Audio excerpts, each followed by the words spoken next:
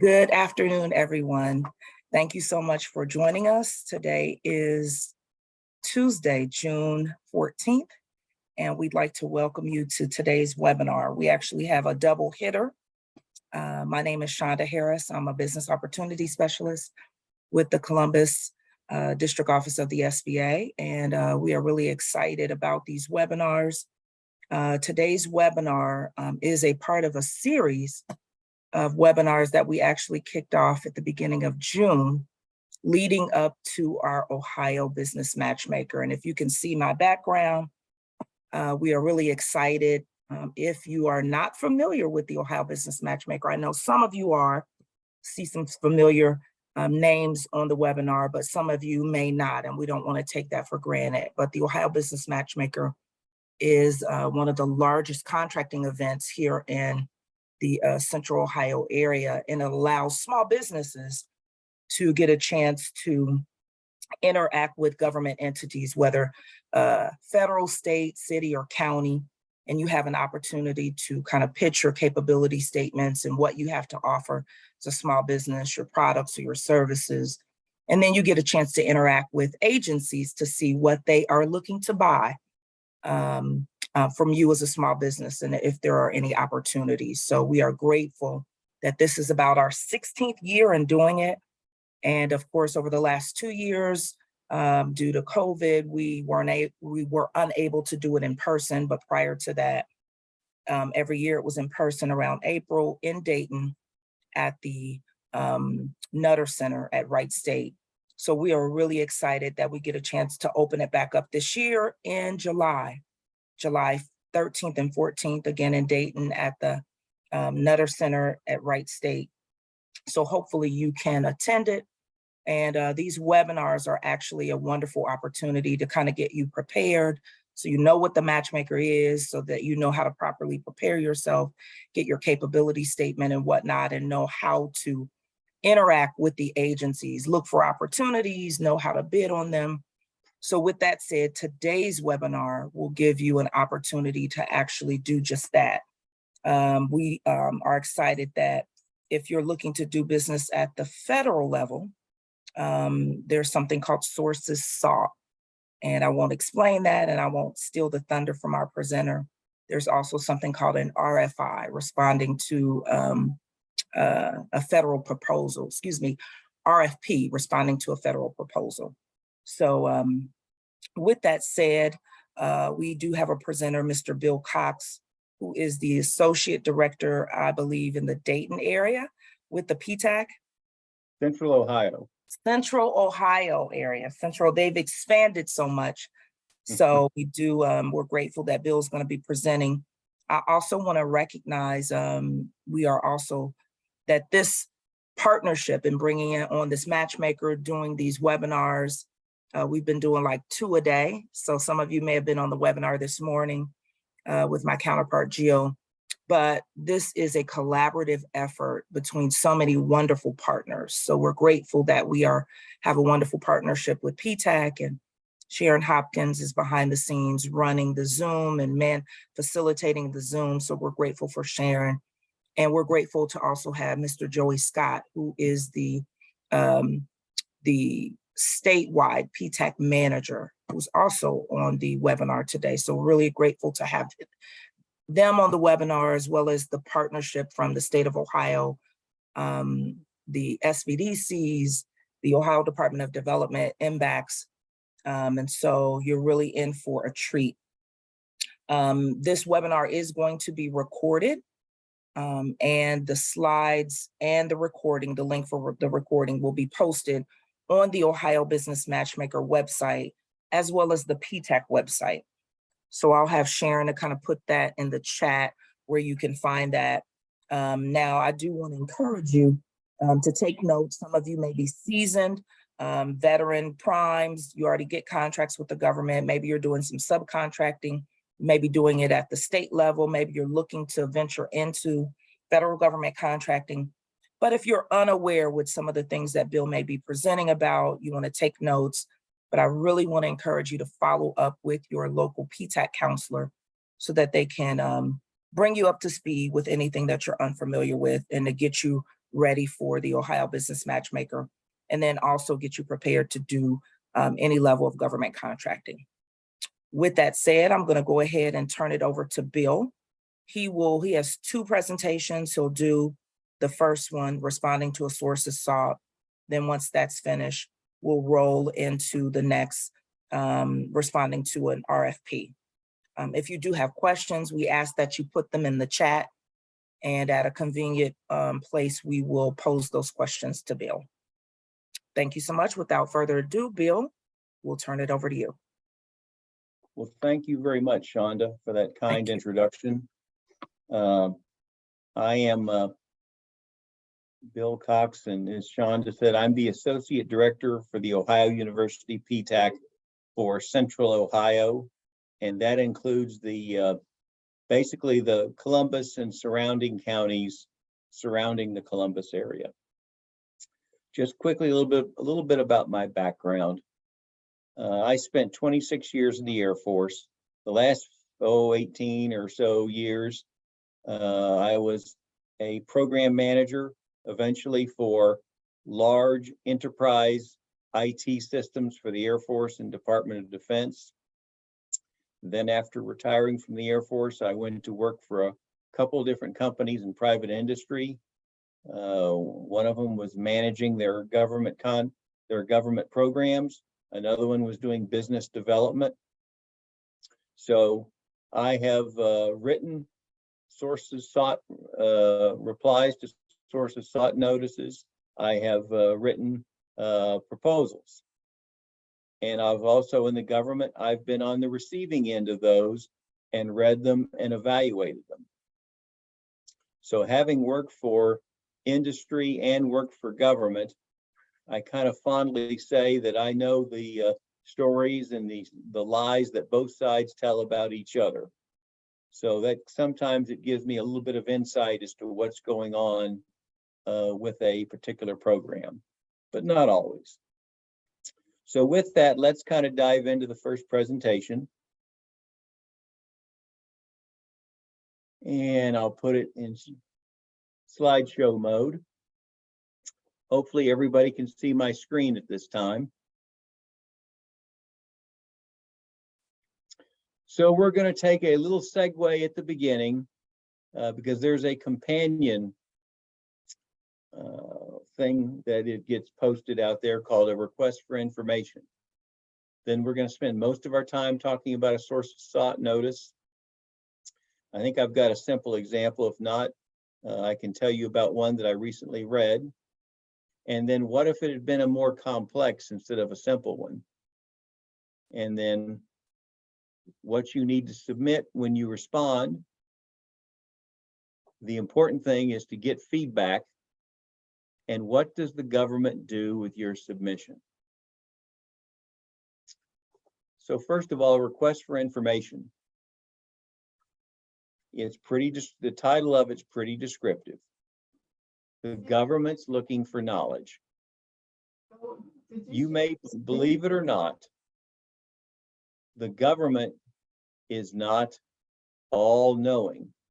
They have gaps in their knowledge too, especially when it comes to emerging technologies, either in research and development or even in existing technology.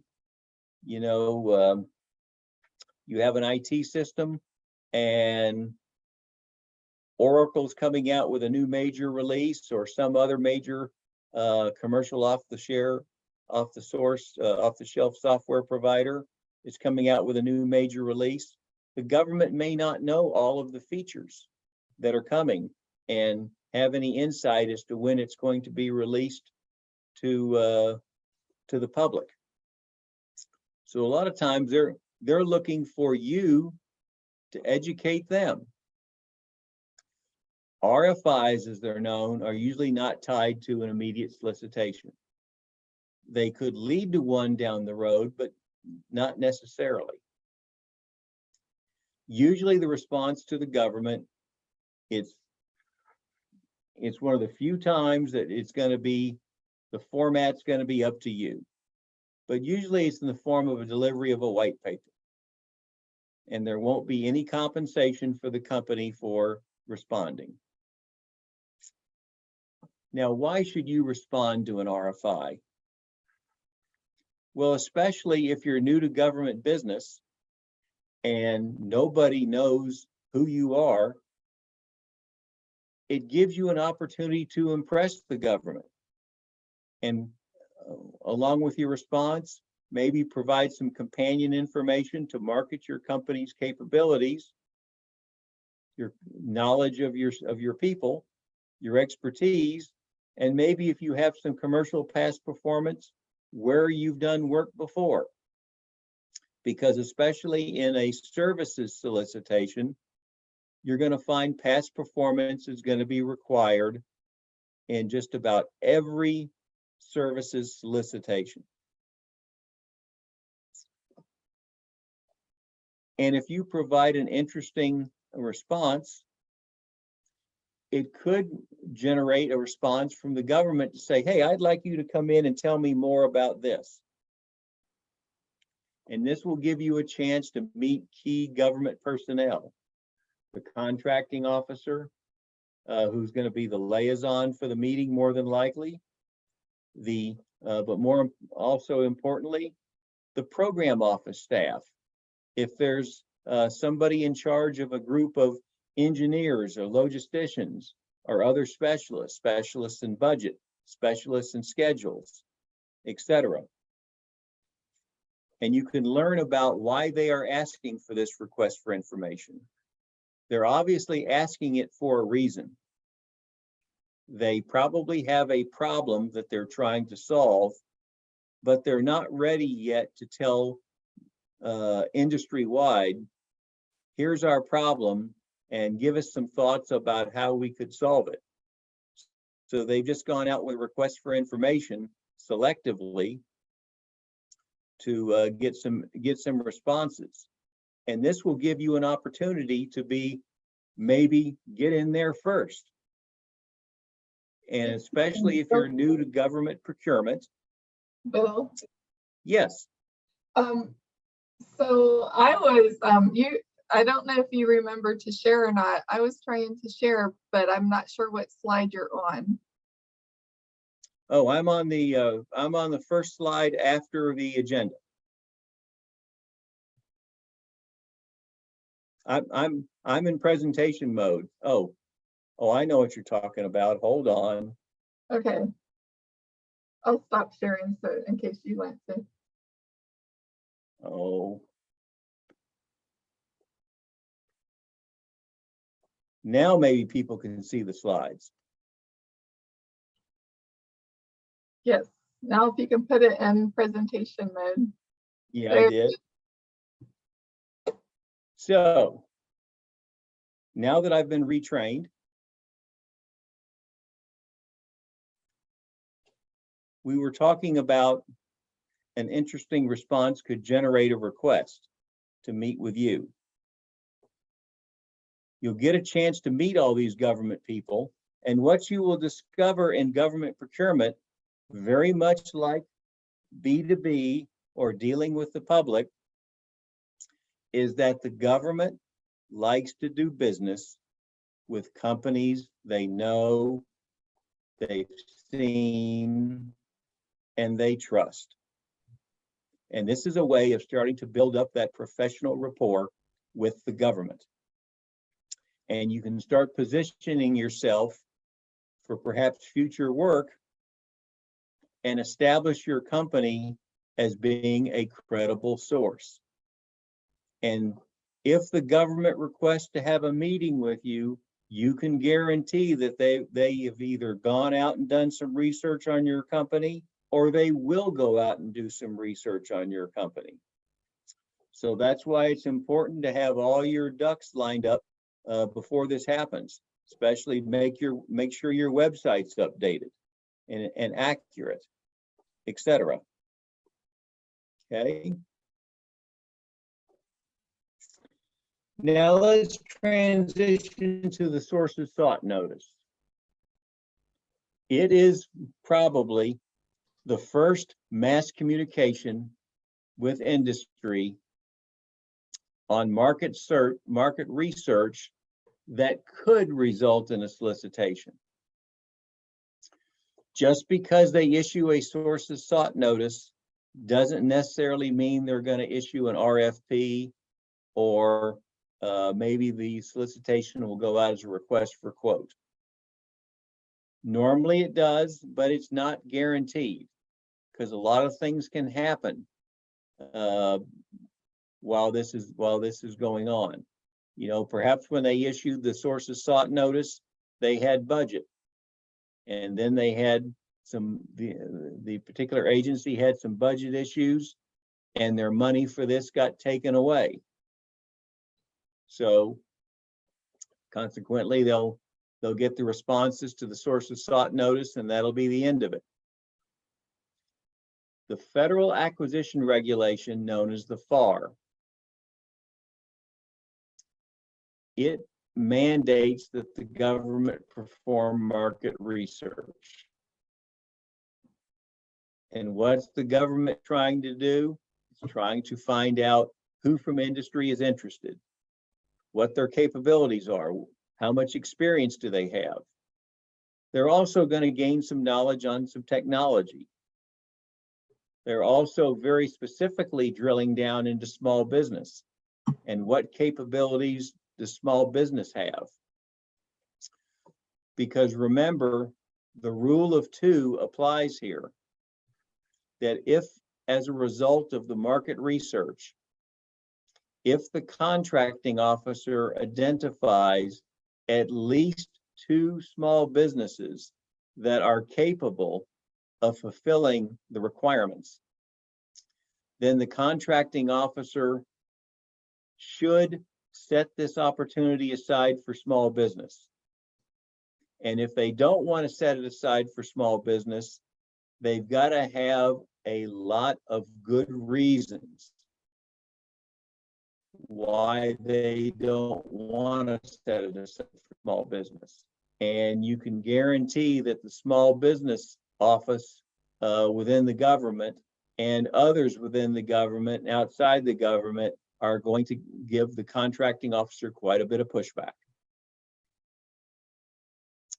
The government is also going to be looking for industry's input. You know, do we have the right requirements? Are we asking for X and, you know, silly government, you should have been asking for Y. Or you asked for X and you should have asked for X plus Y. You left some things out. They may be seeking comments on if they give you some information about their thoughts on the acquisition strategy. You know, we think we ought to build a prototype, test it, and then go into production.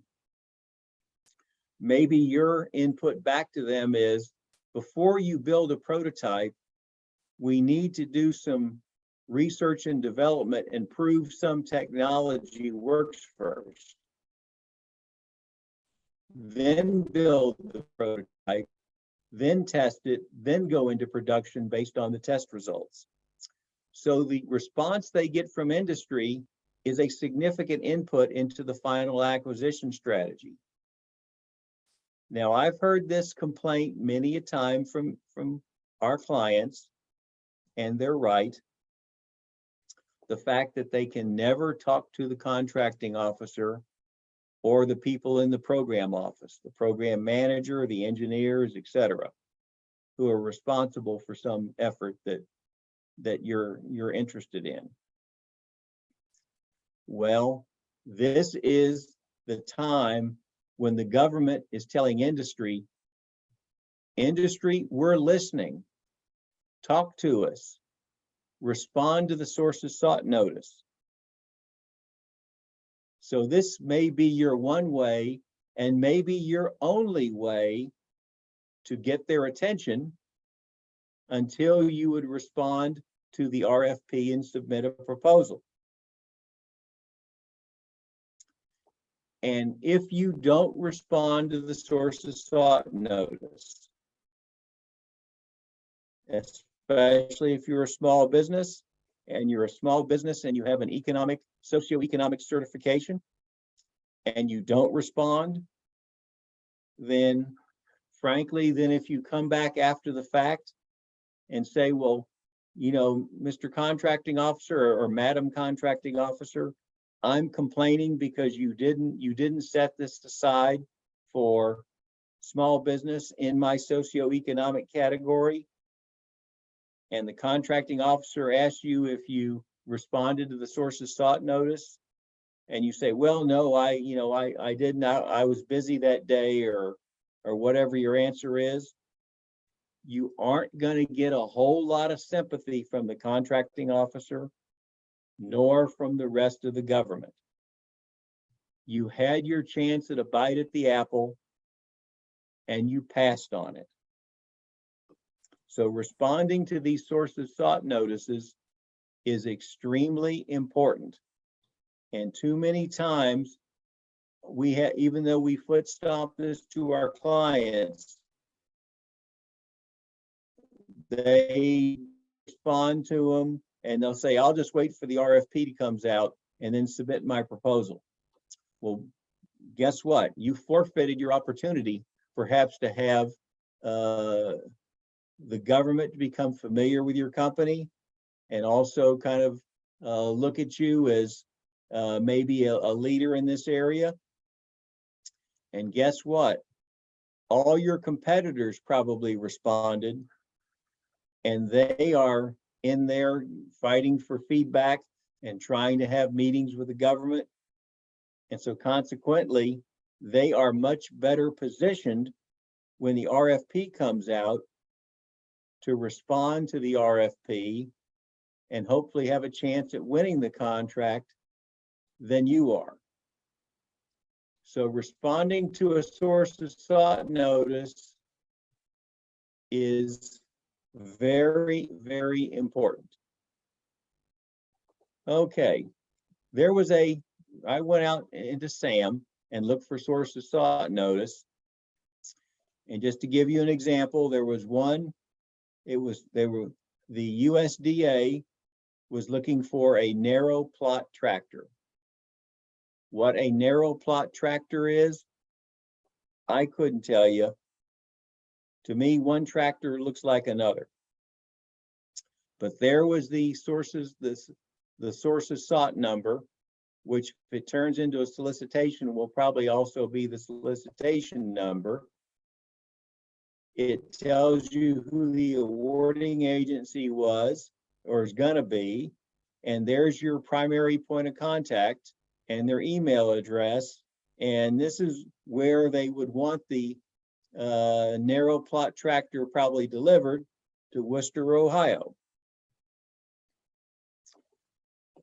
So the responses to this one were actually due yesterday, 5 p.m. And here's one thing I would have clarified with the contracting officer. It said Central Standard Time, not Central Daylight Time. So that would be one thing I'd want to get in touch with the contracting officer in advance to make sure I knew the exact time this thing was due. Now, in the body of the sources sought notice, they will tell you what is required. In this case, it was pretty simple. They want a copy of your capability statement. And how many times have we foot stomped to our clients? And I know we've had seminars on the importance of a capability statement. Well, this is one of the reasons why. And of course, it has to include your SAM unique entity identifier.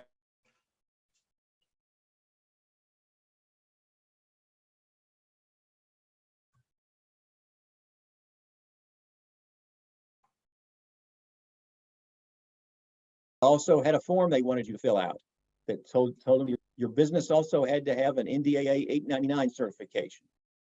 And you would provide some evidence of that. There was no restriction on the size of submission. So if you wanted to submit some additional material with that, you could. But here's my one of my foot stomps for this presentation. In a sources sought notice, whatever they asked for, answer the mail. And if, for example, they give you a list of questions, answer the questions. And if there's one question or a couple questions you can't answer, but you think you will have an answer a couple of weeks later, tell the government, I can't answer that question right now, but I'm gathering some information and talking to some industry partners, and I will submit a supplemental response in X day, and make sure whatever date you give them, you can meet. And you can always try to submit it. They don't have to accept it, but you can always try.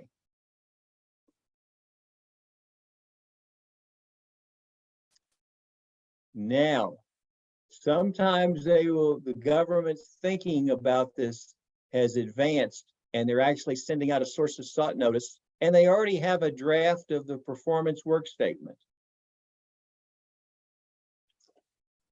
Well, you should take that performance work statement and assess your company's knowledge to perform the tasks along with what past performance you have. Now, there are software tools you can buy, but guess what? An old-fashioned Excel spreadsheet works just as well. You can take each one of those tasks in the performance work statement and make it a separate line in an Excel spreadsheet, and you can have some columns that indicate your company's knowledge and expertise against that task, and also some columns that indicate, do I have any past performance that I could cite of performing that task for somebody else. So you should go ahead and do this. And then look at the results and be objective. If you've got little knowledge of a large percentage of the tasks, do you think you would be a good prime contractor? Could you write a proposal that would tell the government, here's how I plan to do the work, that, oh, by the way, I don't know much about, and I've never done it for anybody else. Now, I consider myself to be a decent writer, but I'm not a magician. And I suspect you're not a magician either. And the government's generally pretty good at figuring out that a company doesn't really know much about a subject, or they don't really have much relevant past performance.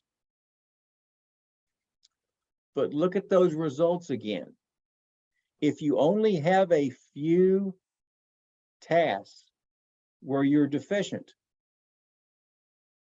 this is where you could have a subcontractor on your team fill in the gaps. And this will also help you narrow your search. You don't want any subcontractor. You want a subcontractor who can fill in those gaps and also has past performance that they could cite in your proposal where they've done that particular task before. So this spreadsheet serves a lot of different good purposes.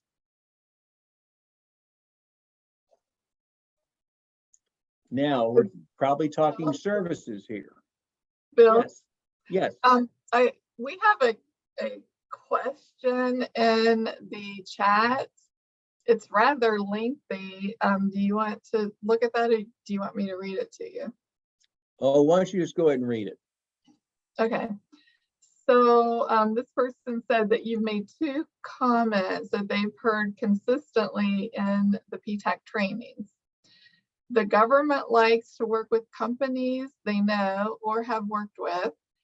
And number two, always make sure you deal with past performance and sources sought, solicitations, etc. Having a new certification and yet to do business with the government, how am I able to secure a contract opportunity with the government if this is standard? Go a bit further. I read an article online where an existing contractor contested a contract award to a new contractor.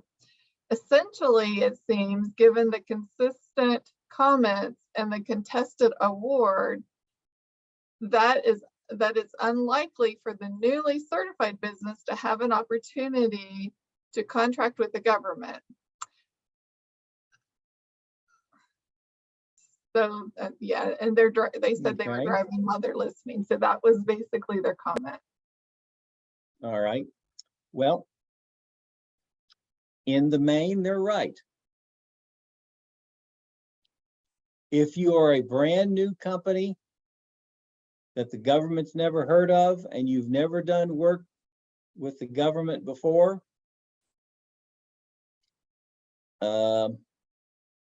it's going to be like winning the lottery a lot of times if you receive a contract. Normally, what happens in 99.99% of these cases is that you start out as a subcontractor and you develop networking relationships with other large contractors. And maybe starting out, maybe you just get a very small task, a very small subcontract. And then you perform that and you do it well, and the government sees that it's done well. And it's the old story. Good deeds lead to more opportunities to do good deeds. Good performance leads to the opportunity to provide additional performance and bigger opportunities. I know of at least one company, because I know the owner very well, that was not, when I was in the service, she was the president of her company. She was also the only person providing direct labor on a contract. And of course, that meant she was the HR person, she was the contracts person, she was the finance person. And lo and behold, now about 18, 20 years later, she has a company with several hundred people, and they've got contracts across the US in different locations and a couple internationally. So you're not going to walk in as the new company that has no past performance with the government and nobody's ever heard of you. You're not going to walk in and get the $1 million contract. Not saying it can't happen, but I sure as heck wouldn't bet my rent money on it. May I ask a follow-up question? Certainly. Okay, sorry to interrupt. I'm driving, so I couldn't type in another message. So you're saying it's better to subcontract first. It's safe to say then that all of the contracts that the government has awarded, all of those entities started out by subcontracting?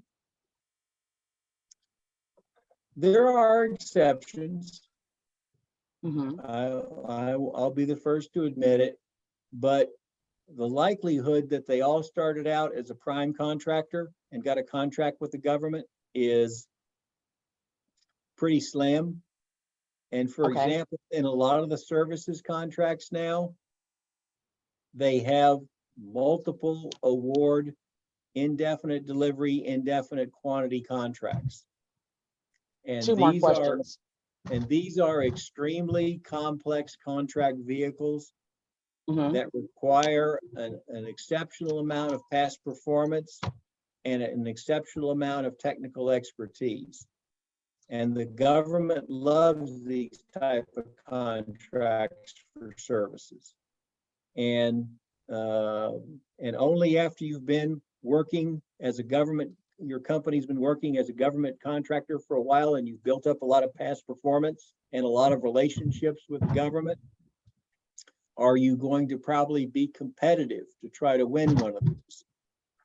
Okay, Well- so who is the matchmaker for? These webinars are leading up to the matchmaker. The matchmaker is for people who already have done business with the government, or who exactly is the matchmaker for then?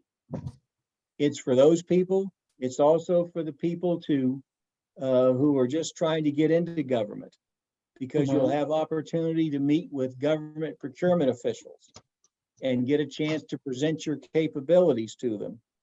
And Okay, also get a chance to see what kind of questions do they ask you.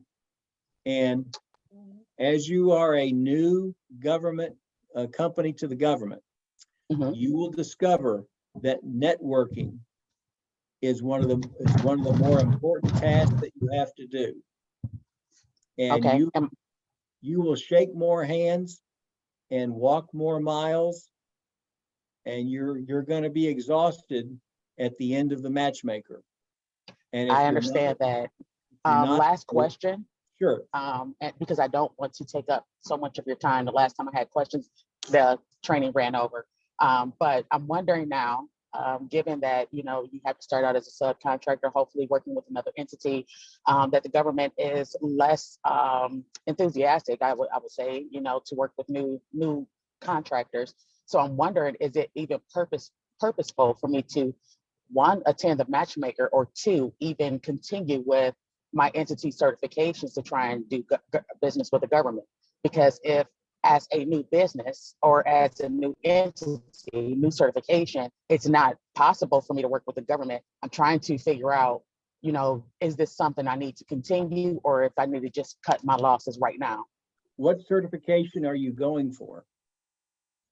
I've already been certified for the SBA, but I'm also doing the WOSB, EDWOSB, and 8A. No, I'm sorry, not 8A, Hub Zone. Okay. First of all, at the matchmaker, in addition to the government procurement officials, you're also going to find people attending from the larger contractors. And they may be on the lookout for new subcontractors. There is a business development group that is in Dayton, and they have chapters around various cities in the US. And I attend the meetings every week, called Fastro. And a company that's a member is trying to put a team together to bid on the GSA Polaris multiple award contract. And they specifically said, we're looking for people with qualifications that are applicable to Polaris, that are woman-owned small business. So not just Polaris, but there could be other contracts that the government is soliciting for, that industry is trying to form teams. And if they're having trouble finding a company with good qualifications in a particular socioeconomic area, you may be the company that fills that niche. And that may be a way for you to get your foot in the door. I'm not saying it's easy, because I've been in your shoes before. It's awful hard work, but it can be done. And especially if you are Hub Zone certified, I don't know what your company does, but for example, every year, Defense Logistics Agency is looking for manufacturers. And about this time of year, and they generally have difficulty meeting their socioeconomic procurement goals for HubZone. They generally call us and beg us to send your companies that are HubZone certified, that are manufacturers, tell them to come give us a call because we like to talk to them. And sometimes if the government needs something bad enough, perhaps they may be willing to say, okay, you don't have any past performance with the government, but you have commercial past performance. You can submit that in your proposal. So what I would tell you is, don't let the rule of thumb preclude you from being the exception. And a lot of times being the exception is going to result from the hard work and networking you've done to try to convince government officials that, no, I haven't done any work with the government before, but look, you know, I'm here, I'm interested, I have good capabilities, I have good commercial past performance. Give me this small opportunity and let me show you what I can do. So we can talk more offline if you'd like to. Would be happy to talk to you, but I would encourage you not to throw in the towel just because it sounds difficult and challenging, and the odds are what they are, because there are exceptions, and you're going to have to fight and scrimp and talk to prime contractors about getting on their team, and you're going to have to give them reasons why you should, but it can be done. And sometimes perseverance counts for a lot. So thank you for your question. And if we need to talk more offline, we can. Thank you for your responses. I appreciate it. Oh, you're more than welcome. Now, we were talking about past performance, not just for this source of sought notice, but just in general for your company. If you're going to do government procurement, you should either have or you should build a repository of your past performances. Because for every source of sought notice for services and especially every solicitation for services, you're going to have to cite it in your proposal. And then once you build a repository, and we'll talk about that in a minute, you're going to have draft ready material for your source of sought response. And then for later, the actual proposal. You're going to document in your past performance citation what you did for this particular customer. Don't skimp on the details. Be very complete. Put in the minutia, because it's easier to have the minutia there and edit it out if you need it than maybe to recall the details later when maybe some key participants who are no longer available.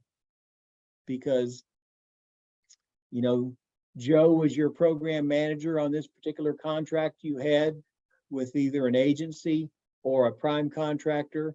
And oh, guess what? Joe's gone on and Joe's now working for your competitor.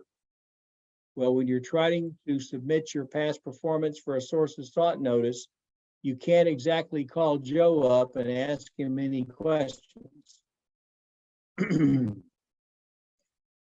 you may find, for example, a source of sought notice or a solicitation that asks, you know, tell us about your experience in working with some particular Oracle software product version X. And if you've got a past performance where you've done that, where you use version X in that particular contract, hey, you're golden because it's there.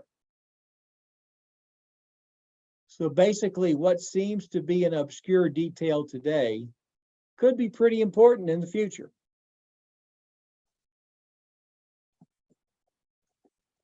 Now, let's supposing you've done this analysis based on your spreadsheet. We'll use this matrix to define your capability or customer relationships that a prime might want for their team. So when you're talking to potential prime contractors, make sure they're aware of your capabilities, your relevant past performance, even if it's commercial. If you've had previous meetings with the contracting officer, the program manager, or program manager staff, especially if you've had more than one. Because a prime contractor will take notice that if the government thought enough about your company to have more than one meeting with them, well, that kind of gives a hint to the prime contractor, maybe your company has some advantage and maybe something they want on their team. Tell them about any certifications you have for your company, not just the socioeconomic ones, but also any industry certifications. Cybersecurity compliance. Folks, I know we've been having lots of seminars on this in the past, and guess what? It's coming, and you're not going to be able to wish it to sleep.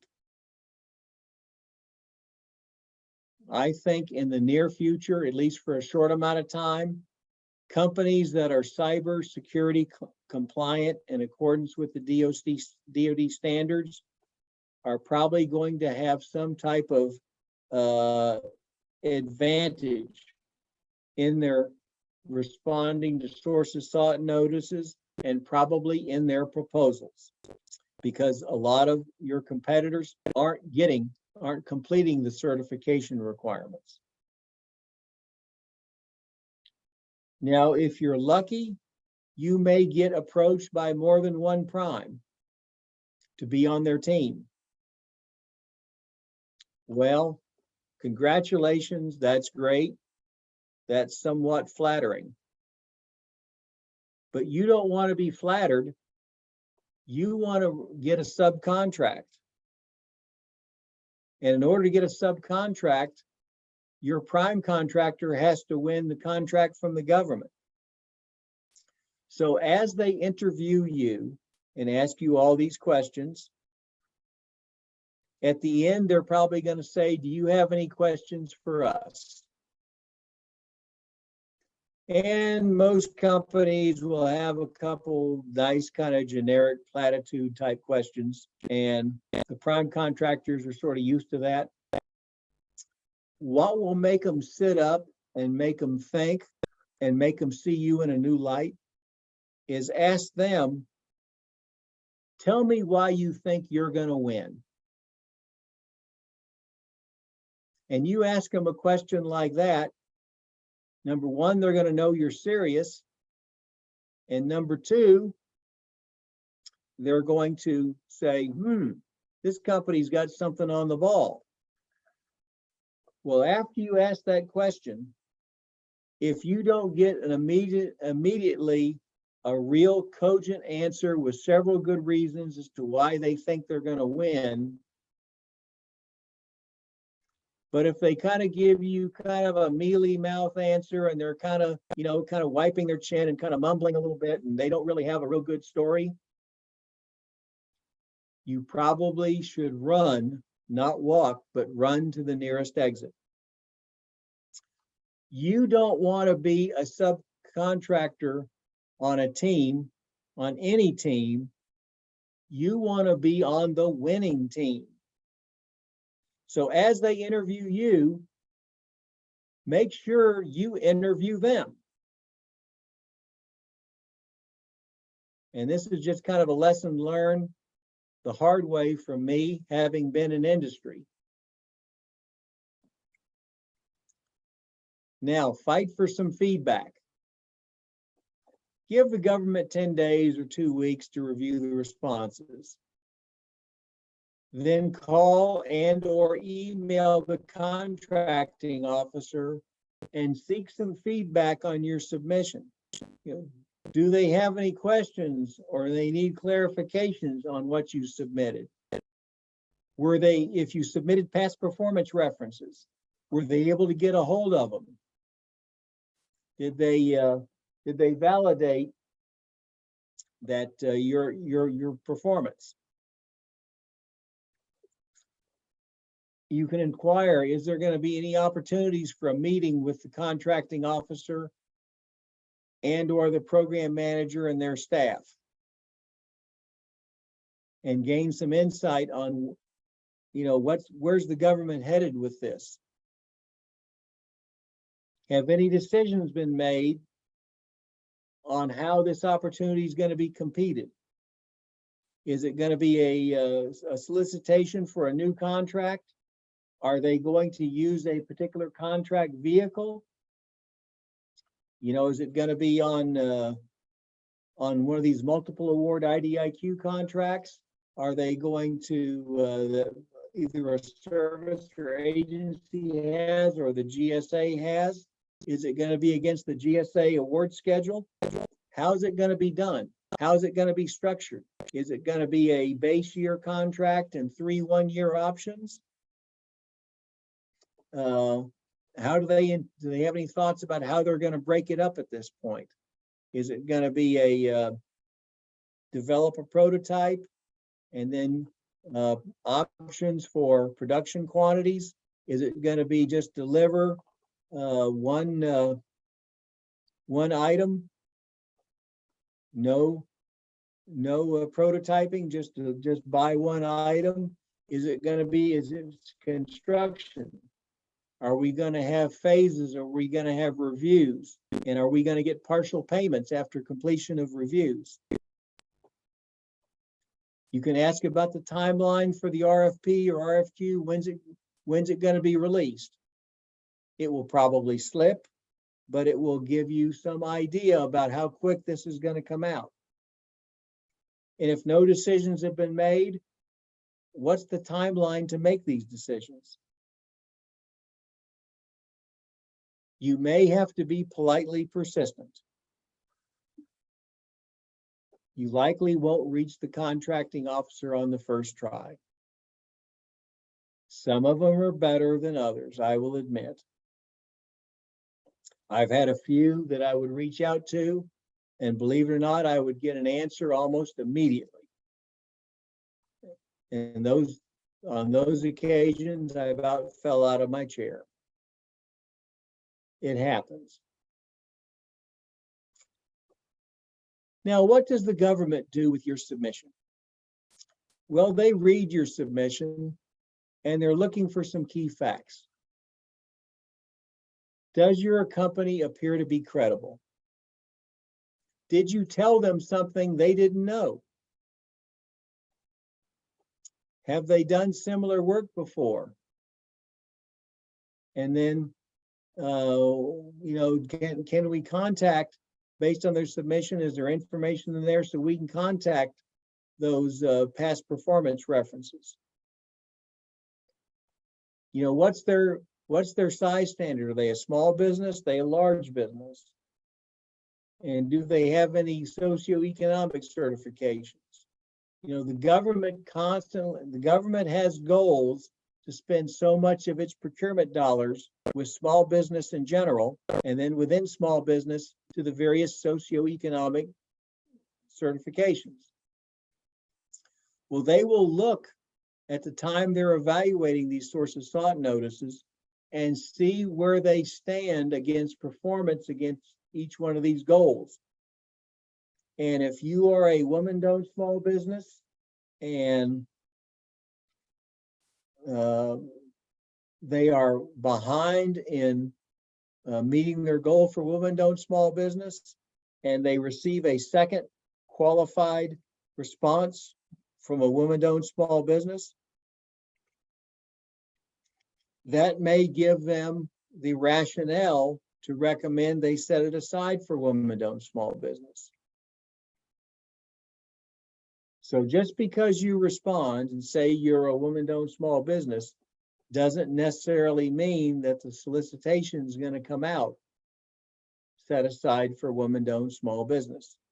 Maybe they're behind on HubZone or service disabled veteran. And so it may get set aside for one of those categories. And lastly, the government sort of says, should we put this company on our radar? Now, I can tell you from past experience, having reviewed these while I was in the government. Normally, we'd put out a sources sought notice. We might get 20 responses. We get maybe 2, maybe 3 that we said, this is really interesting, really good. Let's contact these companies and let's have them come in for a separate one-on-one meeting with us. And then we'd find about 15 of them where we'd say, yep, they told us what we needed to know. We weren't wowed, but okay, they're all right, but we don't need to meet with them. And then we'd have a couple where we'd say, why did they bother?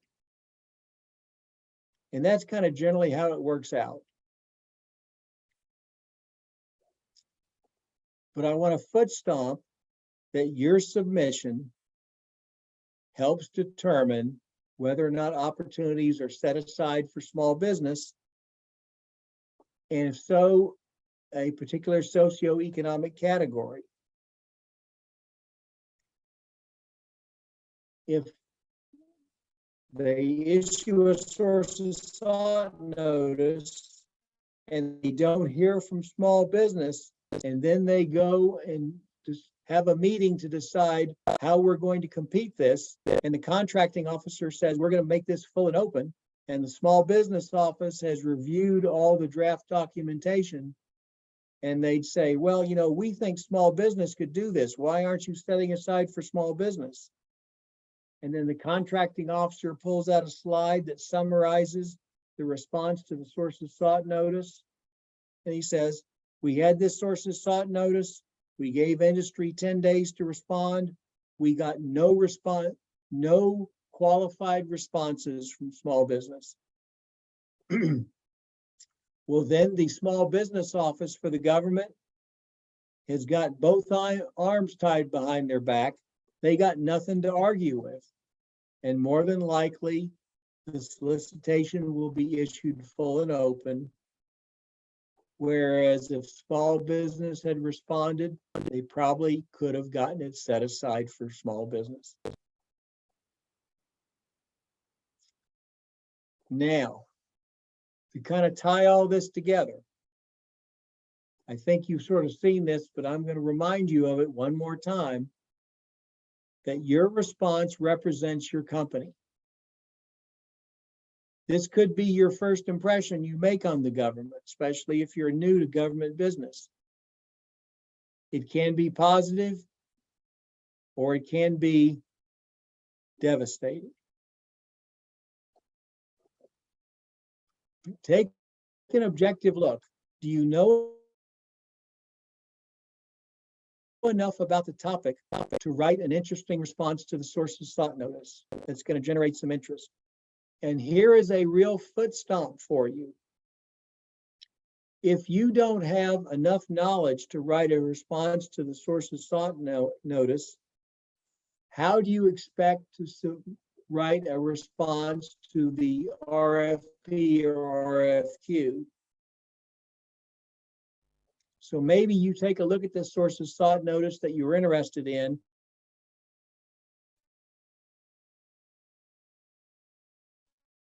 See what the government's can't write a good response to it. Maybe you say, well, maybe I'll just submit a response that says I want to be a subcontractor and you answer the questions in detail that you can answer and leave it at that.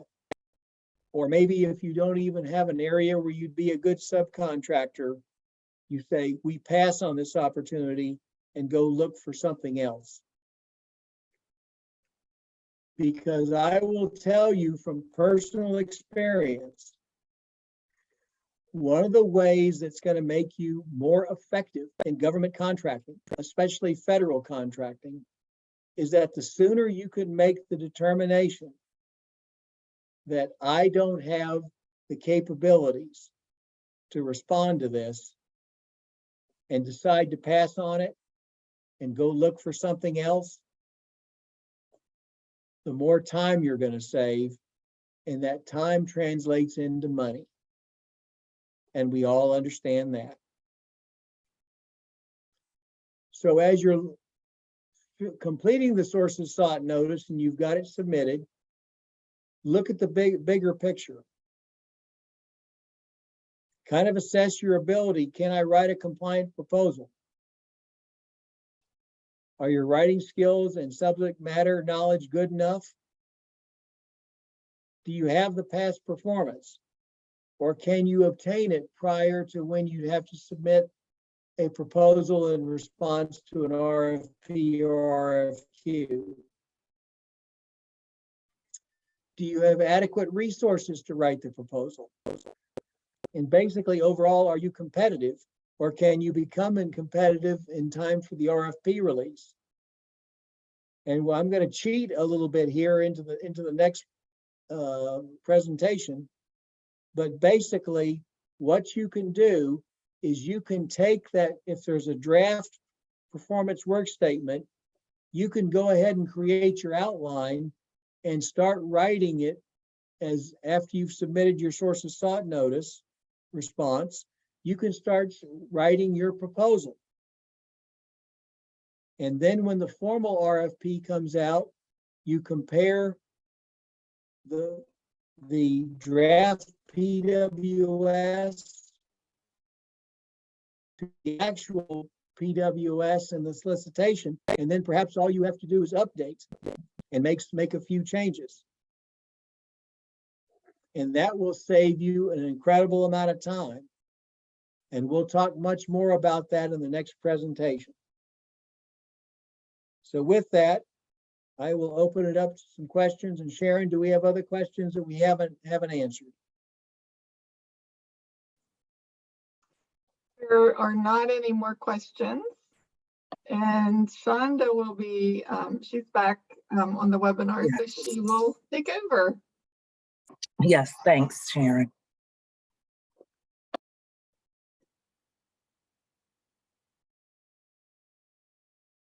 Well, Shonda, do you want me to go right into the next one, or how you want to do this? No, you can go directly into your next presentation. Yeah. Very good. Let me take this one down.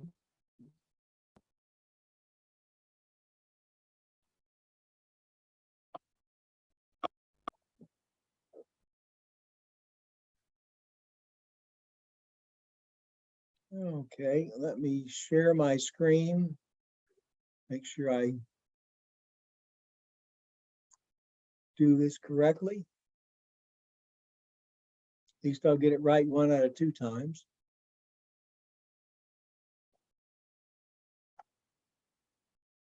Okay. So you've responded to the sources sought notice. You have talked to the contracting officer and hopefully met with the program manager and their staff. And you're feeling pretty good about this. So then the solicitation comes out. Well, now some of the nitty-gritty work begins. So these are kind of the topics we're going to talk about. We're going to go into a lot of detail in the step-by-step. Kind of what I call is, what have I gotten myself into?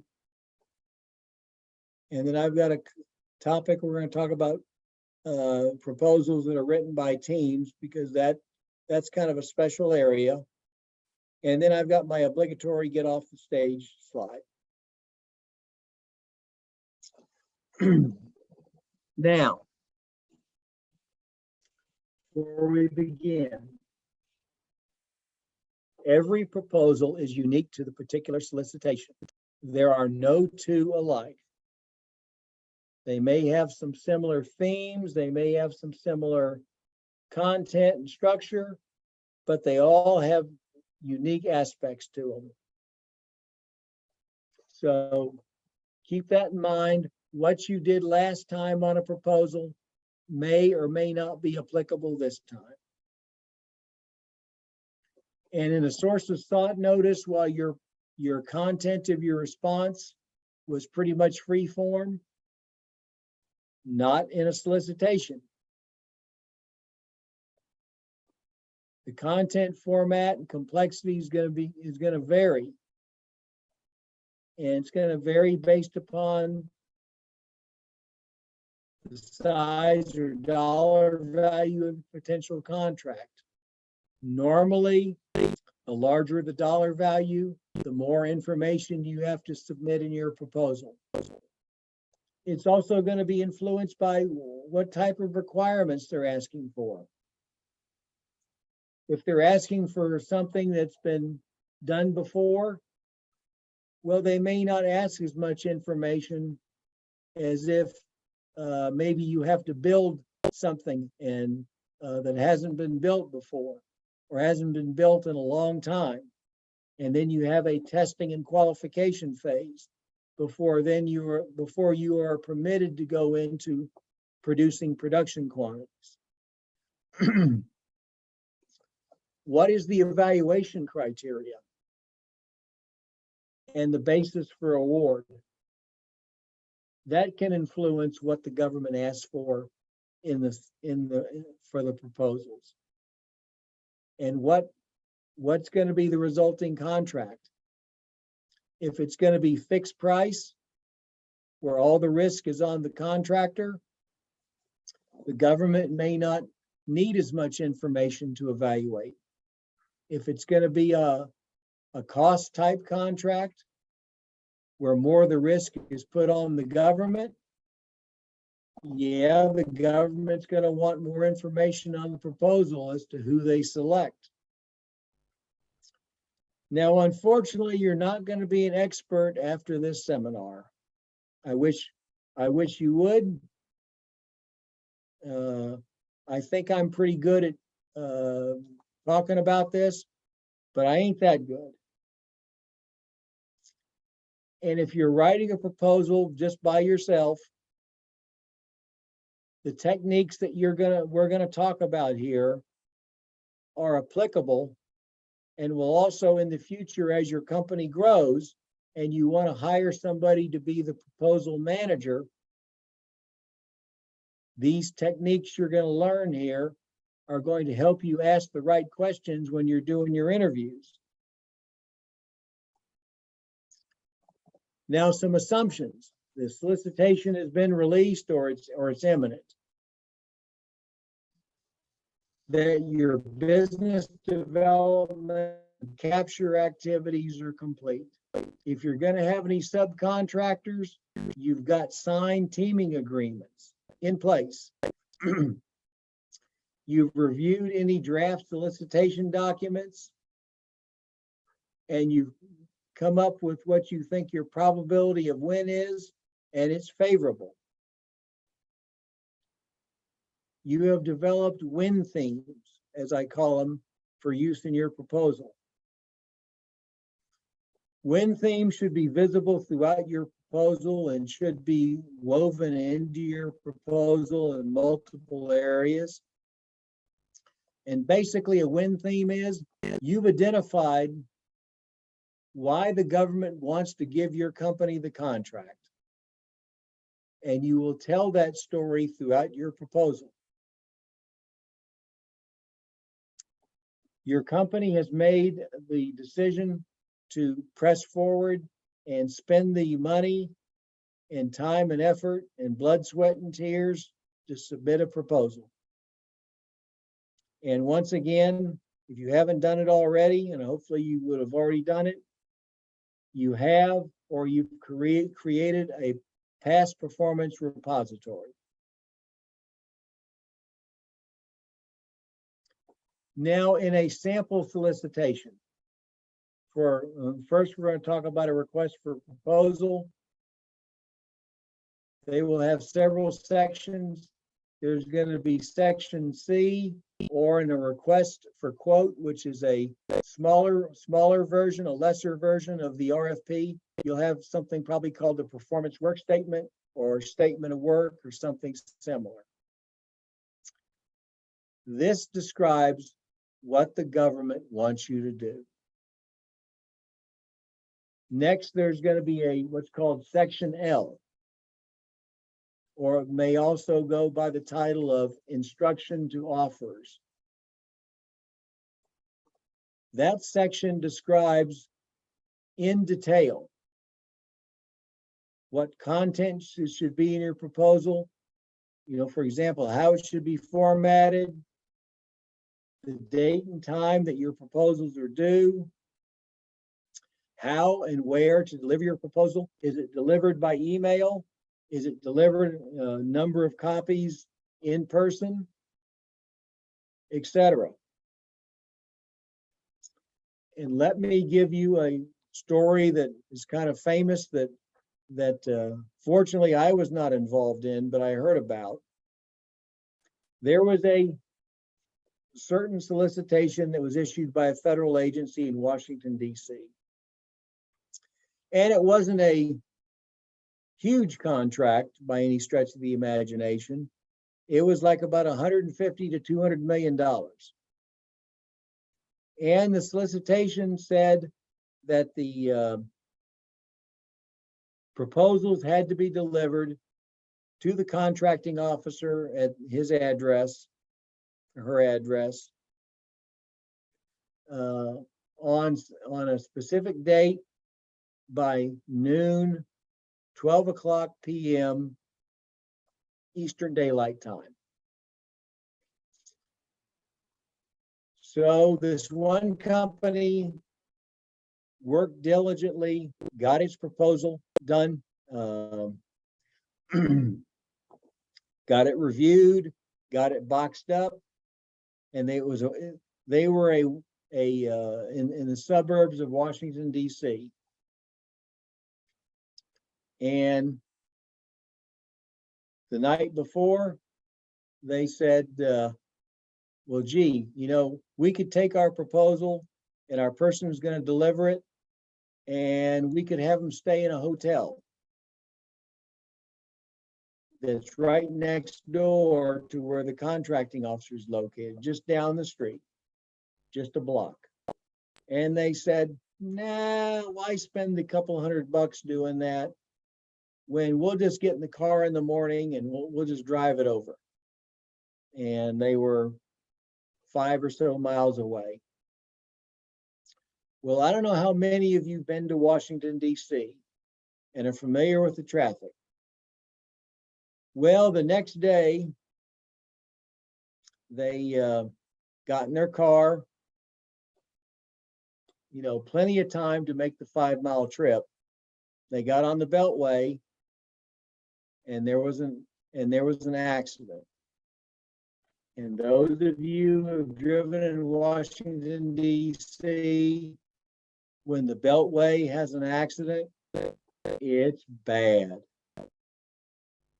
So consequently, they finally got through the accident site and got moving again. They arrived to deliver the proposal at 12:07 p.m. Handed it to the contracting officer. Contracting officer did not put their hands out, refused to accept it, said it's late. I'm sorry, we're not entertaining your proposal. The company had probably spent, all in all, doing all the business development, all the capture, all the time writing the proposal, had probably spent close to $1 million or $1.5 million pursuing this contract. So how would you like to be the person coming back to your office with the proposal in hand that the government didn't accept? And oh, by the way, you're no longer going to have any chance to win this contract.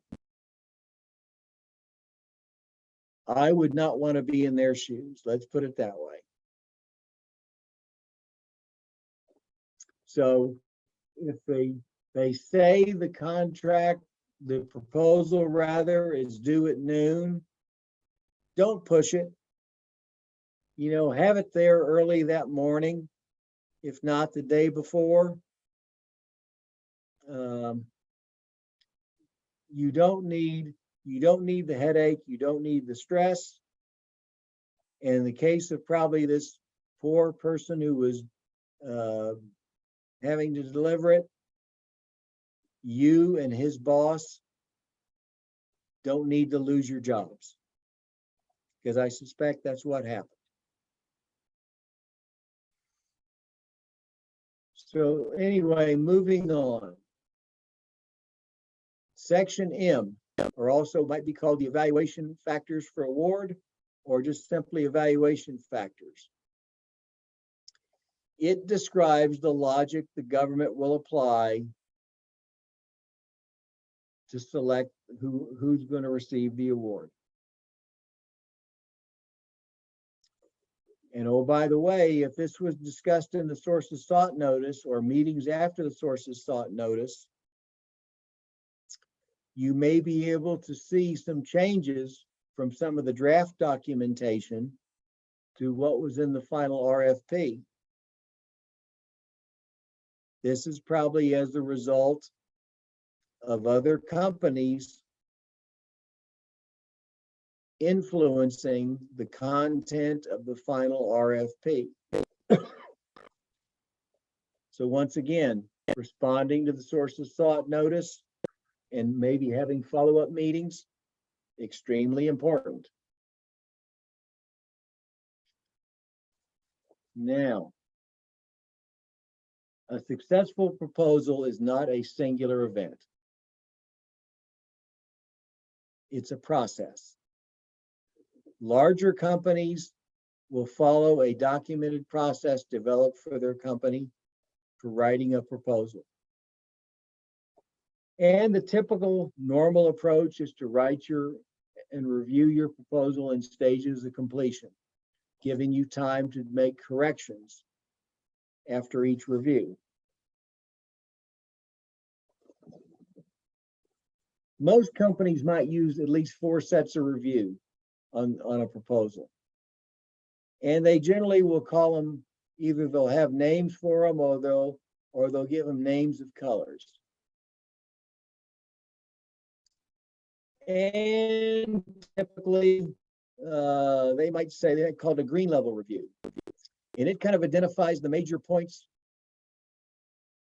you want to write about to the government in your proposal. And you'll have a proposal outline. And you'll put the major points in your outline that you want to talk about in that section. And when I say proposal outline, it means exactly what it says. In the back of your brains, think back to when you were in high school and learned how to do the dreaded term paper. And how the teacher used to beat you up on doing a proper outline. This is what a proposal outline is. And I've seen them done in Excel spreadsheets. I've seen them done in Word. I've seen them done on butcher paper that's taped up in a conference wall. There's multiple ways to do this. Then you'll start writing. And you'll have what's called a pink level review. Maybe you're about halfway complete with writing. The next level is after your draft of your proposals complete, and you'll have a review that's called a red level. Then the last level before you submit a proposal is called a gold level review. And it's basically what it sounds like. It's a white glove check to ensure you don't have any embarrassing errors in there. You know, you've used some content from a previous proposal and you left the name of the contracting officer for that proposal in this new one. And the contracting officer for that old proposal was contracting officer Mr. Jones, and the contracting officer for this one is Ms. Smith. Well, that's going to look real bad. Or you're citing in the proposal an incorrect name of the program because you're using the program name for the old proposal that where you copied this material from. You've got incorrect labeling of your volumes, etc. There could be a lot of different reasons. If you have multiple writers involved, have someone other than the writer review their work. Because human nature, what it is, I can pick up somebody else's writing and find errors in the proposal. I can pick up something that I wrote and I'll never find an error. It's just human nature, and they're there. This, by the way, is a good job for managers.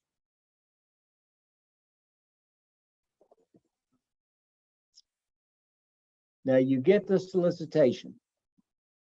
Create a file of the solicitation and all subsequent amendments, communications from the government, maybe the FAR clauses that are in the RFP, and keep those under configuration control. So you always have a set of source documentation that's the truth. Then create working copies as needed that your writers can access. And that way, if somebody's looking for a particular FAR clause, and if you only have the official copy and somebody checked out the official copy and you don't have a record of who checked it out, you're going to spend time, valuable time, asking who's got this particular FAR clause. When if you have it under configuration control, you'll always have a master version that you can copy and hand somebody the copy. And we're going to talk about this next step in a minute in more detail, is develop and give to the writers a calendar so that they can see what the timeline is to get this task done and what major proposal deliverables are due when, and when do they have to have content complete. And here's kind of a caution for you, is not every proposal volume may be due at the same time. And this may cause multiple reviews are basically ongoing at the same time. So you could be doing, perhaps you're doing a pink level review on the past performance volume because it's due sooner than the rest of the technical volume. And you're only getting ready to do the green level review on the technical volume. So be aware of that and be on the lookout for it because the government's doing that more and more. Now, this is a simple proposal outline. I'm not outline, calendar rather. And I just picked this kind of at random. This was an RFP that the government nicely dropped on industry on December 27th. I guess the program office staff for the government, they don't celebrate New Year's. So I have the major activities that were required for this specific solicitation. The RFP was released on the 27th. Next day, you created the configuration file. So you had a master copy. Then on Sunday, the 29th of December, you took the RFP, especially section L and section C, the performance work statement, and it's called you shredded it. You took each task out of the RFP and had it listed either in a software tool designed to do this or into an Excel spreadsheet. So you very quickly can, you can basically from this, you can help build your proposal outline. On the 30th, you drafted your proposal outline. This particular solicitation also required questionnaires to be sent out to customers, in addition to past performance citations. And oh, by the way, you will find some of the larger or more complex solicitations now will have you submit questionnaires and also past performance citations, and you can't submit a questionnaire from the same individual or company or government agency that you're citing past performance on. So it's almost like you have to have double the amount of past performance. Then on New Year's Eve, you're still working. You draft the proposal outline, you finish it, and you send the questionnaires out. On New Year's Day, Happy New Year's, you publish the outline to the writers and you allocate content. And it's just exactly what it sounds like. You know, you may have your technical volume may be limited to 20 pages. So you got to figure out for all these topics that you want to talk about in your technical volume of your proposal. Well, I'm not going to give the same amount of space probably to every topic.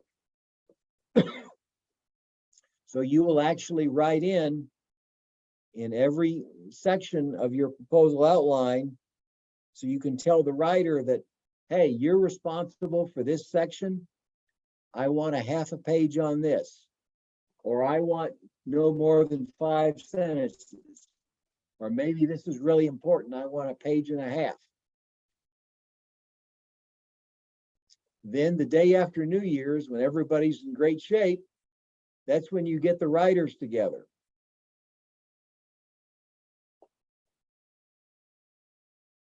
And then on the 3rd, you start working on your straw man proposal to start getting ready for your pink team and your green team review. Also, if you have any questions in the solicitation, this is when you read the solicitation and the writers actually start drafting the questions they want to send back to the government, seeking clarification.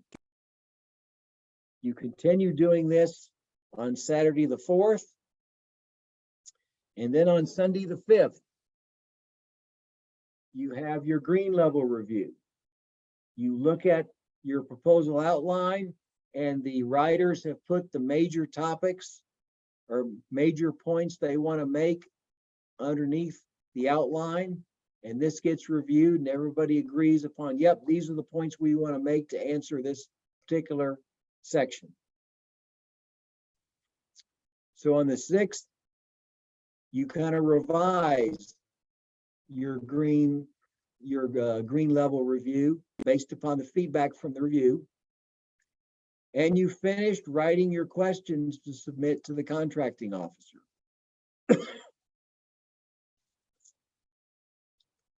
The next day, you review the RFP questions and you start following up on the questionnaires you sent out, asking them if they've received them and if they responded and sent their responses back to the contracting officer.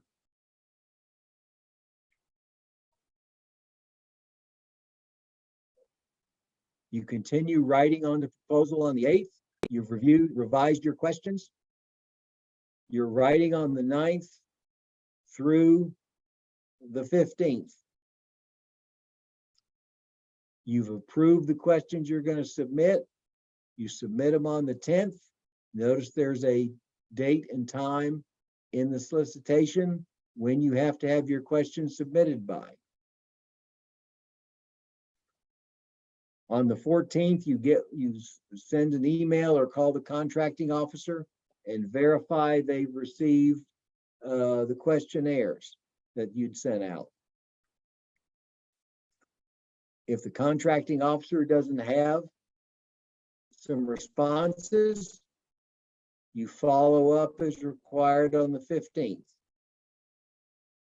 The 16th, the writers should be done. You tell them to put their pens down and you print a draft of the proposal. On the 17th, January 17th, you have a red team review. And then once again, you follow up with the contracting officer to see if they've gotten in the remaining questionnaires. After the red team review,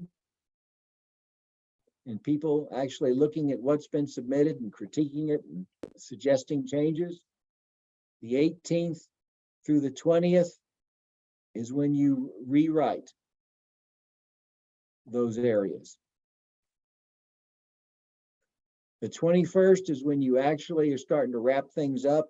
You actually print the proposal that's going to be submitted for the gold team review. The gold team review meets on the 22nd. If there's any final changes, they're done. And then you publish and reprint the particular pages or reprint the whole proposal and you ship it on the 24th. And oh, by the way, the proposal response is due on the 27th. Notice there weren't any weekends. That's generally on any type of sizable proposal. This is the level of intensity that you can expect. And it's kind of unrelenting. Now, going all the way back, we talked about shredding the RFP. Identify in the RFP everything that requires you to take action. And a good hint is to look at the sentences and look at the verbs, especially if they have action verbs. I mentioned that there are proposal tools that can do this, but you can do this in Excel just as well. It makes it clear what content is required. You can put in what format it has to be in and the due date. If you also do it with Section L and shred Section L, it's going to create a de facto checklist that you can do as part of your color-coded reviews. Probably your pink, red, and gold team review to determine whether your proposal is compliant. I admit this is a tedious and time-consuming task. But it does prevent you from overlooking something simple that makes your otherwise brilliant proposal unawardable because it's not compliant with Section L. Now let's go into a little more detail about past performance. It's a common element in most federal and even state and local government solicitations. The government is looking for you to be able to tell them who you've done work for. You know, exactly what did you do? What were the results of your work? And did you deliver on time and on schedule? And on budget? So we talked about building a repository back in the sources sought discussion. The government will look at two major elements in your past performance, in evaluating your past performance: recency and relevance. Now, recency, it's going to be defined in the solicitation, but commonly your past performance, if you have a completed contract, can be no more than 3 years earlier than the date of the solicitation. Now, construction contracts are an exception, and they will allow you to go back further, perhaps maybe 5, maybe 7 years. Relevance. The past performance you're citing, is it similar to the work that the government wants you to do in this solicitation? So if you're responding to an IT services solicitation, don't tell them about your wonderful past performance for doing landscaping. I mean, it's nice and it's great that you did a good job, but it's not relevant. It doesn't tell the government that, yes, you have a history of performing similar work that we're asking you to do here.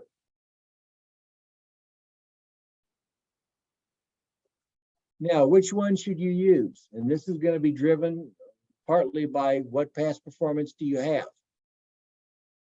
Well, first of all, remember the relevancy and recency arguments.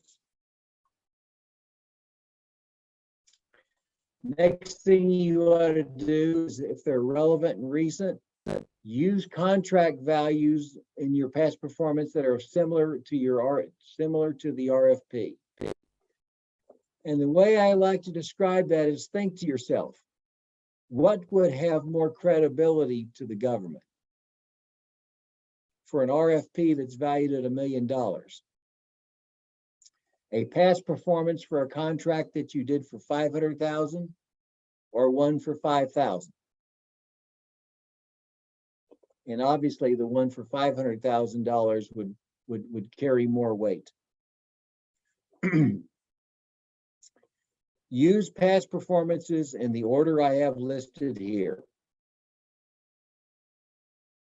And of course, if it's a state solicitation, you'd have state past performance first, or if it's local government past performance first for that particular agency. If all you've got is commercial past performance, that's all you've got, and go ahead and cite it. If you have no past performance, well, then you can't submit anything. And the government, when it evaluates your proposal under past performance, will give you a neutral rating. In other words, not good, but not bad. And you may think, well, gee, that's okay. Well, it is. But the trouble is, I can guarantee you that your competitors are going to have past performances, and they're probably going to end up with a good or excellent evaluation of their past performance. So you're going to be behind the 8 ball.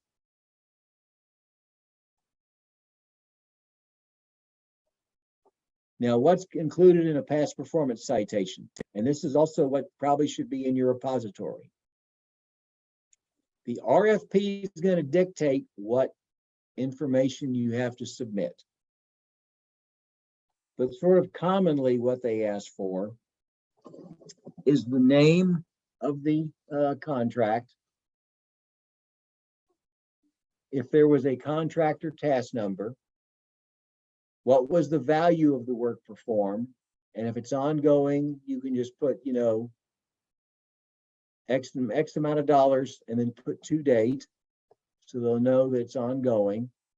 What's the period of performance? You can put the start date, and if it's still ongoing, start date dash to date, or start date dash end date. The name of the customer, who'd you do this work for?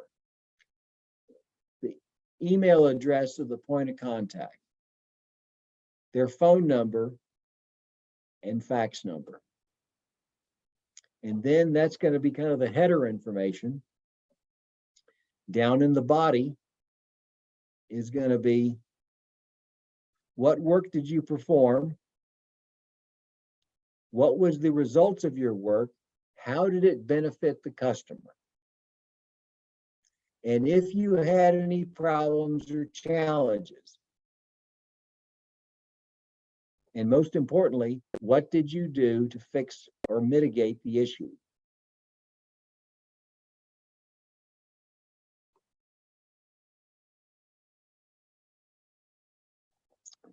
Now, in evaluating past performance, the government evaluators are not limited to just the citations in your proposal.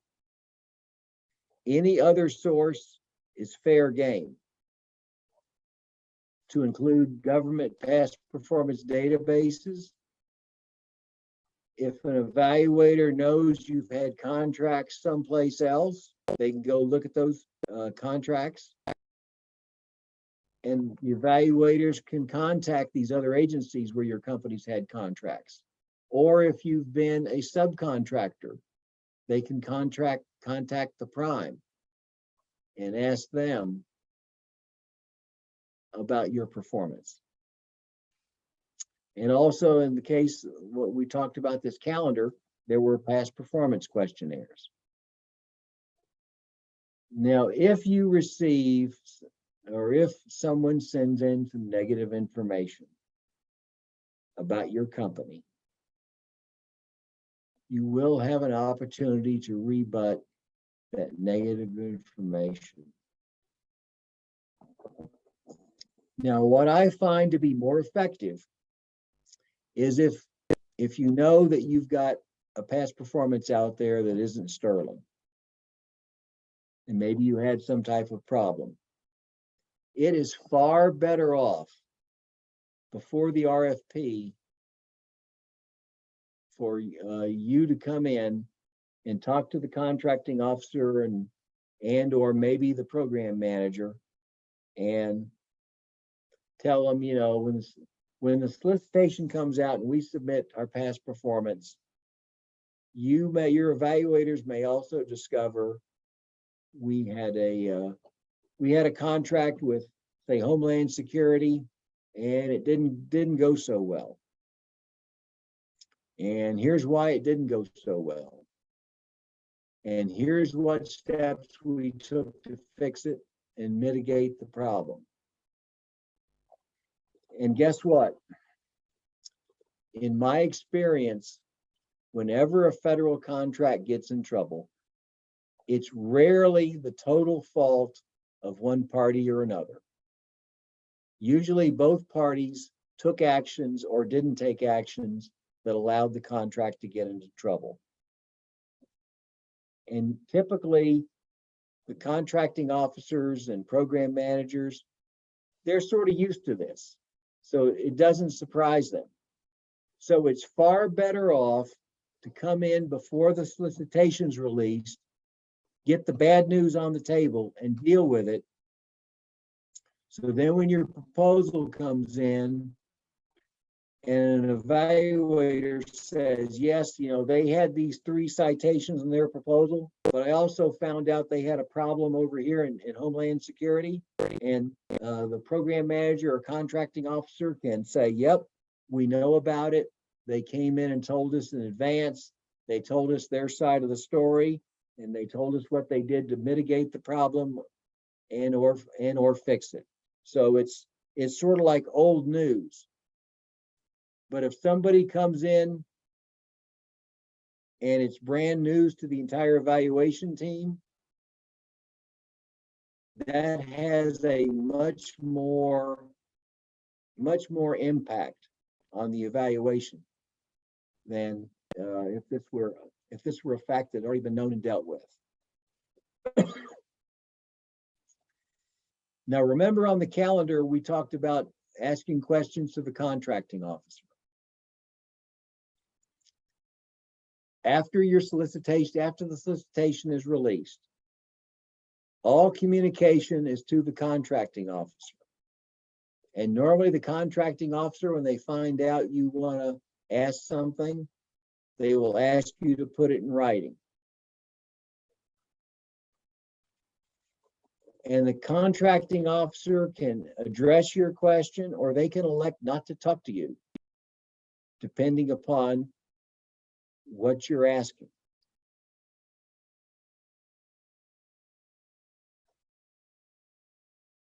And the solicitation is going to specify a formal process to submit written questions. The government doesn't have to answer your question if they believe the offers should already know the answer to the question. Now, here's some strategy for you. When you're getting ready to submit your questions, think to yourself, the questions and the answers are going to be shared with all the bidders. So do you have to have the answer to this question so badly that you are willing to share the question and the answer with your competitors? And sometimes you're going to say to yourself, the answer is no, and you don't submit that question.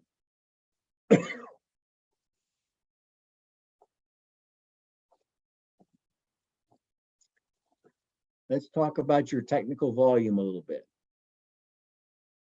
Section L is going to specify its content, its format, and length. Not always, but sort of typically, they will have a paragraph where you introduce your company and maybe any subcontractors you have.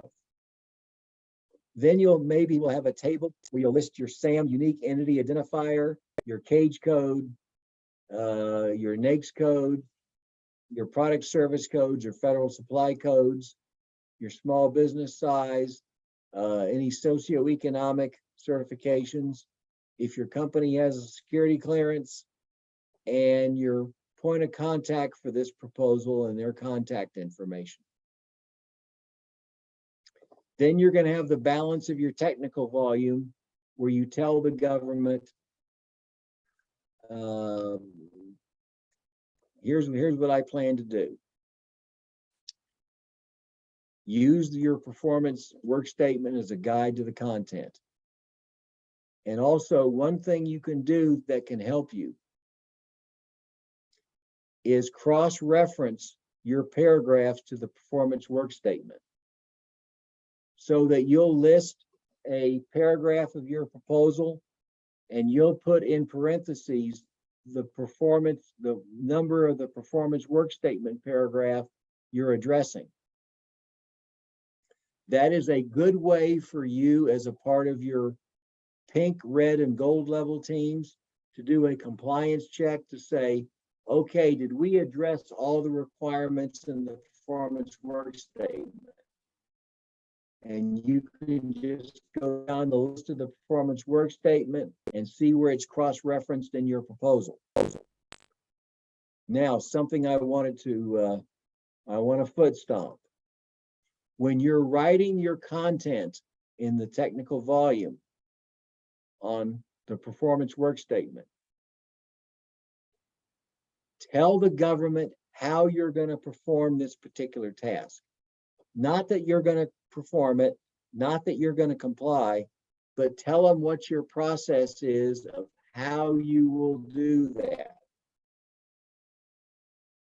Because the government's going to assume that every offeror doesn't know how to do the task until you convince them in your technical volume that, oh, yea, verily, I know how to do this, and here's how I'm going to perform this part of the task.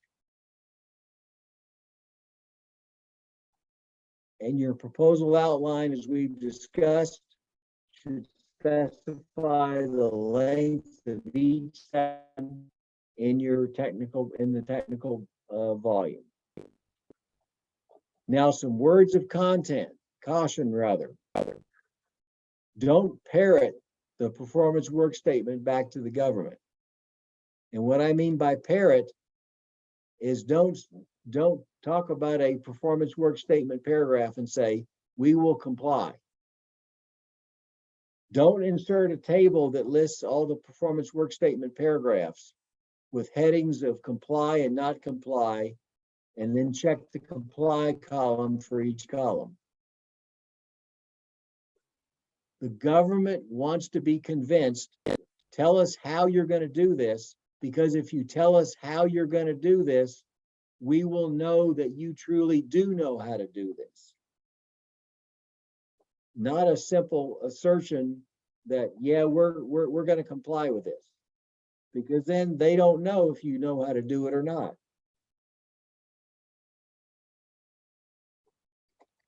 Now, admittedly, in latter parts of the proposal, it's going to get a little mundane when you're discussing simple things about how you plan to enter or exit a government facility and talking about personnel security clearances. It is what it is, and I understand. Now, if you have to submit resumes in your technical volume, there's a few pitfalls I want you to be aware of. Of course, preferably you want to interview the candidates and hopefully provide some contingent offers and get written concurrence to use their resume. But the resumes and the people that they represent will be your company's face to the government. How will they represent you, even when they're under stress? What kind of relationship do you think they'll have with the government? And if they've already been working for the government, what does the government think about these people? Do they like them? Or they can't wait to award this new contract so that they don't no longer have to work with Johnny, Ted, and Sally anymore.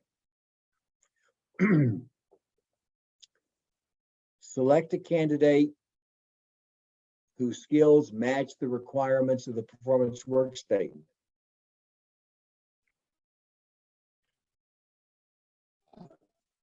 Again, that we mentioned this in the sources sought notice. If the PWS requires a certain expertise in a certain version of a software tool, for example, or an ISO, some type of industry certification, if you have a candidate who meets that, make sure their resume calls that out, and if necessary, bold that area of the resume so it will stand out.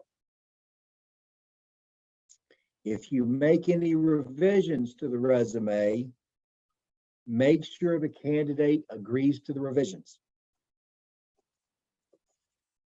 Now, if you have to recruit incumbents, people who are already performing the work for another contractor on the previous contract, this is risky, but sometimes it's necessary. Unless you're experienced in doing this, you may want to have a third party do this for you to provide you, I guess, what I would call plausible deniability. And when you're getting resumes, whether they be incumbents or otherwise, once again, will they give you their resume? If they're incumbents, you're likely going to have to offer them a raise to get their resume. By the way, they may be giving their resume out to 3 or 4 different bidders. So be aware of that. Are they going to be loyal to you, or are they going to be loyal to their previous company? Now, when you're submitting your price, more than likely, if it's a fixed price contract, your price volume, but if it's a cost contract, your cost volume. I can't overemphasize, read section L very carefully and understand what you have to submit. Give the government the information it wants in the format they request. Keep your technical and past performance out of the price or cost volume, and vice versa. Content that's located in the wrong volume will likely not be evaluated. And there are GAO decisions on protests of contract awards, and the GAO is upheld. If the content is in the wrong volume and the government doesn't evaluate it, that's not a foul. If it's allowed, copy the contract line item structure from the solicitation, and you can just fill in the pricing by hand. You know, remember, especially in price and volume, the KISS principle. And extraneous information, especially in the price and cost volume, is a real bad idea. And the government will use evaluators that are specialists in price and cost.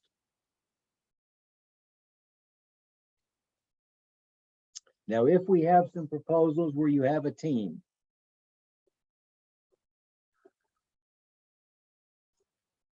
this will be used on larger, more diverse, complex opportunities. It's going to require a diverse set of writing talents.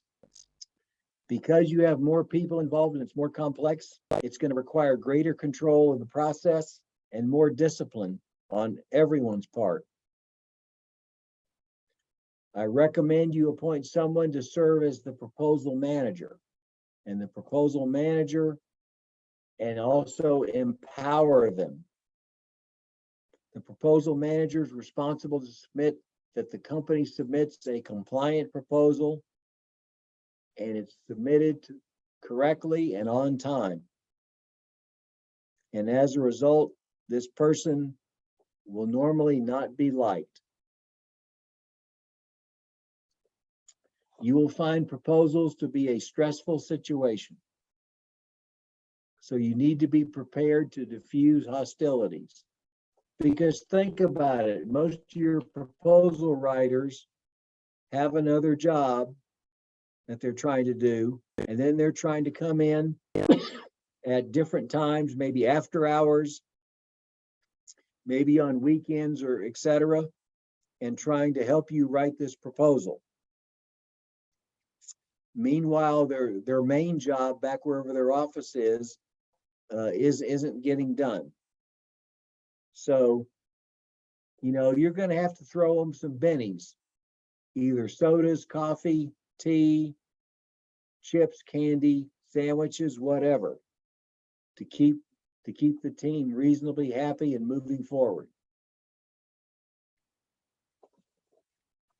Now, hopefully I've convinced you that proposals are a process. They're not a singular event. I guarantee you'll get better as you work on more. You know, after I'd done 4 or 5 proposals in private industry, I went back and read the first proposal I had done, and I shook my head and I said, gee, was I really that bad? So you will get better and you'll get more efficient. I will just generally tell you that an inexperienced proposal writer may only get 2 or 3 pages of content done a day, versus a well-experienced proposal writer can probably produce 7 to 8 or maybe even 10 10 pages per day. So use that knowledge and take it into account when you're planning and you're laying out your proposal calendar. And basically, when you lay out your proposal calendar, can I get from point A to point B? And point B is submitting the proposal in time with the time I have left and the amount of resources I have available. I can't foot stomp too much about reading section L. As you do this a few times, start kind of documenting what you think your company's proposal process should be. And you can refine it over time and then make it repeatable. You've got to have that past performance repository. And I would strongly urge you to consider being a subcontractor first and work on a few proposals and learn the ropes before you dip your toe in the water and become a prime. And as a part of that process, you can probably do yourself a world of good to take the proposal manager outside, buy them a cup of coffee, and pick their brain on how this process works. They aren't going to tell you anything that is proprietary to their company, but they'll tell you some rules of thumb, and you'll learn quite a bit. So with that, we've talked about a lot of information. Hopefully this has been useful to you for this seminar and the previous seminar. And Sharon and Shonda, I will open it up to any questions. All right, thank you so much, Bill. Quite a lot to cover on that, but wonderful job.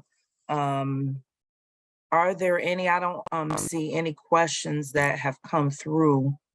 So if somebody has some, if they want to go ahead and type them in the chat. Thank you so much, Bill. That was a lot. Covering two back to back. I can't be that good. Say that again. I said, no questions. I can't be that good. No, I just think I like your summary page, and you just kind of stressing that the whole process, that it was a process and it wasn't an event, and about creating a repository, someplace to put your all of your past performance. And then I think really importantly, a lot of companies that may be on may not have any past performance as it relates with doing business with the government, or they may not have any federal past performance, but they can always consider being a prime. I mean, excuse me, a sub. So doing subcontracting, you don't always have to get the direct awards, it could be a sub. So with that said, again, if there are no questions, no feedback, then we are right on time as far as us finishing. So again, thank you so much, Bill, for covering both topics today. And again, the recording will be posted on the Matchmakers website, and then also will be posted on the OUP Tech website. And